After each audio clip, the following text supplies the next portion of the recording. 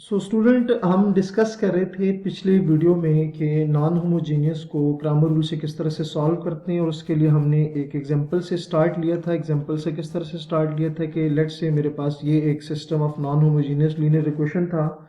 तो Cramer rule के according x1 की वैल्यू इस तरह से फाइंड होगी, x2 की वैल्यू इस तरह से फाइंड होगी और x3 की वैल्यू इस तरह से फाइंड होगी। इसमें आपको तीनों में एक चीज कॉमन नजर आ रही थी, जो कि क्या था, ए डिटर्मिनेंट था। तो ए आपने पहले फाइंड करना है। तो ए क्या था कि जो सिस्टम में x1 के कोफिशिएंट्स है उनको लिखना है, x2 के कोफिशिएंट है उनको लिखना है, x3 के कोफिशिएंट है उनको लिखना है। तो वो आपके पास मैट्रिक्स ए आ जाएगा। ठीक है, चूंकि हमने इसका डिटर्मिनेंट फाइंड करना है तो आप इसका डिटर्मिनेंट अगर स्टूडेंट फाइंड करें ना, तो आपके पास क्या आएगा, 3 1 -1 1 1 -2 -1 2 -1। ठीक है, अब चूंकि आपको 3 × 3 का डिटर्मिनेंट फाइंड करने का तरीका आता है, तो अगर मैं सपोज करें इसको एक्सपेंड कर देता हूं, किससे एक्सपेंड करता हूं, कॉलम ये रो 1 से, एक्सपेंड बाय रो 1, एक्सपेंड बाय रो 1। सो आपके पास ए डिटर्मिनेंट जो होगा वो क्या आएगा, ए डिटर्मिनेंट आपके पास सिंप्लीफाई फॉर्म में आएगा 3 -1 +4 -1 -1 -2 एंड -1 इंटू 2 + 1। ठीक हो गया। इसको सिंप्लीफाई करें तो स्टूडेंट आ जाएगा आपके पास 3 -1, ये -3 -1 और ये क्या आ जाएगा, 3 आ जाएगा। सो ए डिटर्मिनेंट आएगा 9 +3 -3, ये कैंसिल होके आपके पास ए डिटर्मिनेंट स्टूडेंट क्या आ जाएगा, वो आपके पास आ जाएगा 9। ठीक हो गया। तो जो फार्मूला थे उसमें आपने देखा ए डिटर्मिनेंट तीनों के साथ आ रहा था, तो आपने ए डिटर्मिनेंट की वैल्यू फाइंड कर ली है। ठीक हो गया। अच्छा, अब नेक्स्ट हम ये फाइंड करने जा रहे हैं कि ये ax1 क्या है, ax2 क्या है और ax3 क्या है। स्टूडेंट यहां से ये जो ax1 है, इसका मतलब ये है कि आपने a मैट्रिक्स में x1 की वैल्यू को इन कांस्टेंट वैल्यूज के साथ रिप्लेस करना है। मैंने क्या कहा, आपने ax1 में क्या करना है कि मैट्रिक्स A में x1 के कोफिशिएंट्स को राइट साइड पर दी गई कांस्टेंट वैल्यूज के साथ रिप्लेस करना है, जबकि x2 के कोफिशिएंट्स और x3 के कोफिशिएंट अपनी जगह पर एज इट इज आएंगे। क्लियर हो गया स्टूडेंट। सो आपने क्या करना है, पहले आप लिखोगे ax1 का डिटर्मिनेंट। ठीक हो गया। अच्छा, अब क्या किस तरह से आएगा, मैंने अभी आपको कहा कि स्टूडेंट अगर आप ए मैट्रिक्स में देखें ना, तो वहां पर x1 के कोफिशिएंट क्या आते हैं, 3 1 -1। आपने इसको रिप्लेस करना है किसके साथ, -4 -4 और 1 के साथ। तो अगर आप उसको रिप्लेस करें -4 -4 और 1 के साथ, ठीक है, और बाकी जो x2 के कोफिशिएंट है और x3 के कोफिशिएंट है वो आपने एज इट इज लिखने हैं। तो आ जाएगा 1 1 2 -1 -2 -1। ठीक हो गया, ये आपने एज इट इज लिखना है।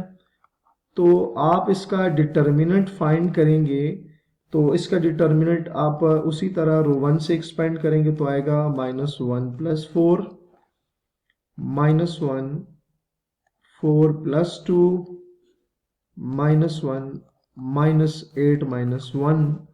सो ax1 डिटर्मिनेंट आपके पास आएगा -4, ये 3 आ जाएगा, -1 ये 6 आ जाएगा, -1 -9 आ जाएगा। मजीद सिंप्लीफाई करेंगे स्टूडेंट तो आपके पास क्या आ जाएगा, -12 -6 + 9। ठीक है, तो अगर आप इसको सिंप्लीफाई करें तो ax1 स्टूडेंट आपके पास क्या आ जाएगा, -1 आ जाएगी। ठीक है। अच्छा, अब हम x1 की वैल्यू पहले फाइंड कर देते हैं। तो आप लिखोगे एज x1 किसकी इक्वल था, ax1 determinant over a determinant. ठीक है, तो अगर आप यहां देखें तो ax1 की वैल्यू अभी आपने फाइंड की, जो कि किसकी इक्वल आ रही है, यहां पर -9 आएगा। ठीक है, आप इसको करेक्शन कर सकते हैं, आप इसको करेक्शन कर ले, ये यहाँ पर -9 आएगा। ठीक है, तो आप इसमें पुट करें तो x1 की वैल्यू क्या आ जाएगी, ये -9 और a डिटर्मिनेंट की वैल्यू 9 आ रही थी, तो यहां से x1 जो है वो किसकी इक्वल आ जाएगा, -1 के। तो एक वैल्यू तो आपने फाइंड कर ली। ठीक है, अच्छा अब नेक्स्ट आपने वैल्यू फाइंड करनी है x2 के। x2 में आपके पास क्या होगा, उसी तरह आपने x2 का डिटर्मिनेंट फाइंड करना है और उसको a डिटर्मिनेंट पे डिवाइड करना है। सो स्टूडेंट x2 की वैल्यू फाइंड करने के लिए आपको चाहिए होगा x2 डिटर्मिनेंट। ठीक हो गया। अच्छा अब इसका क्या मतलब है कि आपने कोफिशिएंट मैट्रिक्स A में x2, ये कोफिशिएंट मैट्रिक्स A है आपके पास, आपने x2 की जो वैल्यूज है ना उनको आपने किसके साथ रिप्लेस करना है, -4 और 1 के साथ रिप्लेस करना है, जबकि x1 की जो कोफिशिएंट है और x3 के जो कोफिशिएंट है वो एज इट इज आएंगे। ठीक है, सो अगर आप उसको चेंज करें तो आपके पास क्या आएगा, -4, अब -4 1 और जो बाकी वैल्यूज हैं वो 3 1 -1 एंड -1 -2 1। ठीक है, तो अगर आप इसको सिंप्लीफाई करें स्टूडेंट तो आपके पास ये आ जाएगी वैल्यू 9 आ जाएगी। सो अब आपने x2 में इसको पुट करना है, तो x2 क्या था,